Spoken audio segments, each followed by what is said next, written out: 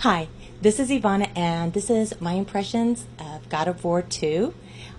It's been about a year since I was able to play the demo at E3. We're about to play God of War 2, which I don't know if you know this, but God of War was it was definitely in my top 3 last year, if not my favorite movie.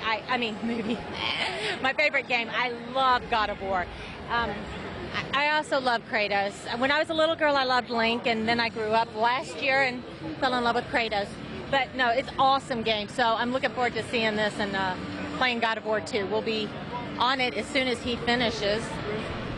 And this marks a very triumphant moment for me, as it is the very first time I ever beat a game in the tiny space of a rental period.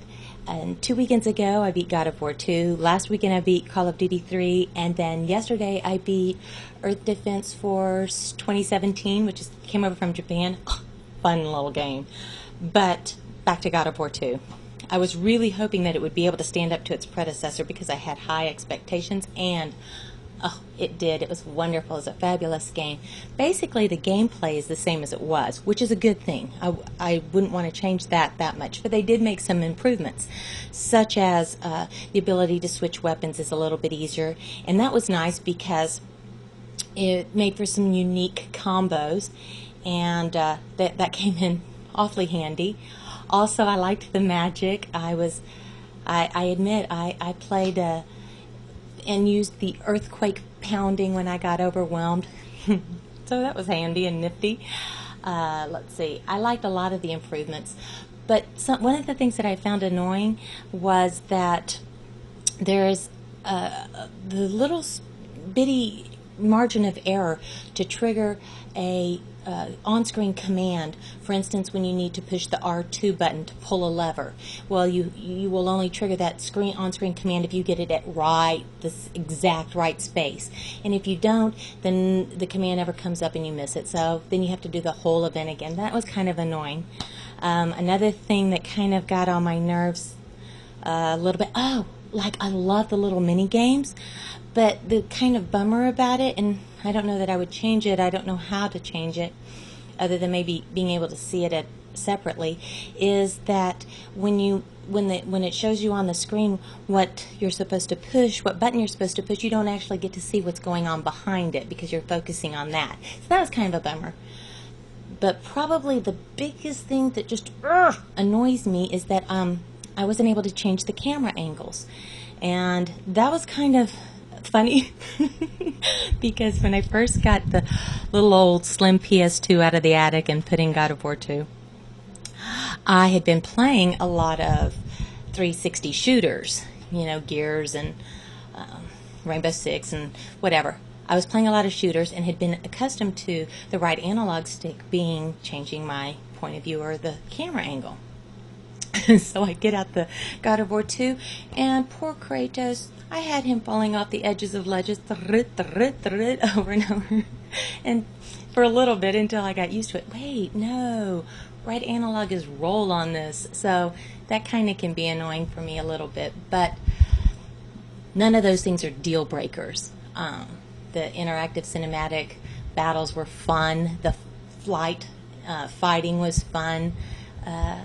There was a lot of things that I did like about it. Come on, honey.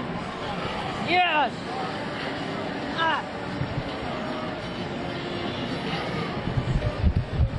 5 minutes. Oh, I hate it when they run toward the camera, though. Of the things that I liked about it, I would say, in addition to old and new finishing moves like wrapping those blades around the neck and decapitating an enemy or snapping off those Medusa heads. That's fun, isn't it? Anyway, aside from that, I really loved the pace of the game. They had a lot more, well, in the first one they had like just the 3 big bosses, which was incredible. I mean, it was great. But this one they have a lot more action for you, and it compels you to go on more. You get this physical addiction to it because they have a lot of little mini bosses along the way between their 3 big enormous bosses. And so I really enjoyed that part of it, the games, the puzzles, the flight, all the cinematic cutscenes, everything allowed the pace to just be incredible. So for that visceral addiction, that was awesome. But what they also did that I was really enamored with on God of War 2 was that they made the characters quite round and full, and they were put in a setting of having to make choices, and you saw that this was not just a complete right and wrong, black and white sort of environment, which after playing a lot of shooters was refreshing because there's not a lot of depth to those characters.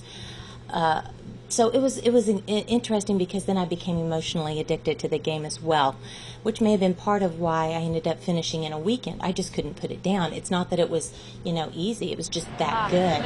Do I need that? No, not really. Yeah. Is there anywhere in there? No. Haha. Oh,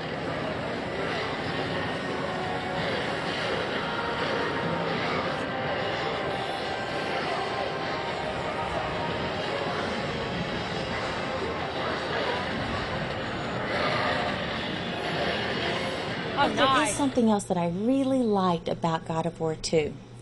Despite my immense admiration and love for Nintendo and Miyamoto and the whole Zelda series, I really appreciate the fact that SEA didn't put the burden on me for their desire to reuse environments. And what I mean by that is, in a lot of the games, action-adventure games, the developer will have you travel halfway across or clear across a map, and it may not be fun, or it may just be kind of a pain in the butt to reuse an environment that they had made before that you've already seen a lot. It's like, okay, and it limits you as well. It's not as exciting.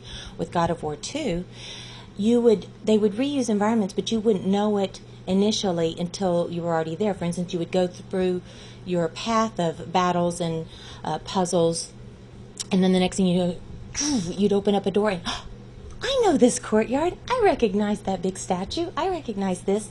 But it was never like, okay, I have to go do something to go back here. And just about the time you were getting tired, I was getting tired of an environment, I would be able to be led down a path to a totally different environment, which, by the way, varied immensely.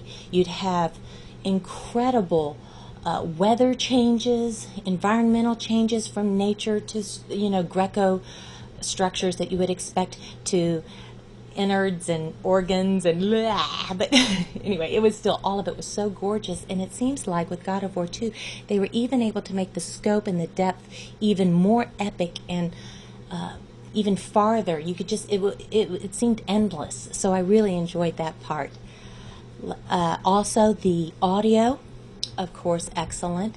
The symphonic and choral accompaniments just propelled you through the pace, the exciting pace of the game. And let's see what else. Oh, because I've done voice acting, I'm keenly aware of the voiceovers, and they were, again, exceptional. I was really happy to see Linda Hunt come back again. She was the narrator in the first one, and she was in this one, and she also played Gaia. But there were also great other performers as well. All in all, I mean, start to finish, it was exceptional. Cannot wait for God of War 3. That's okay. Sorry. That was fun. Love it.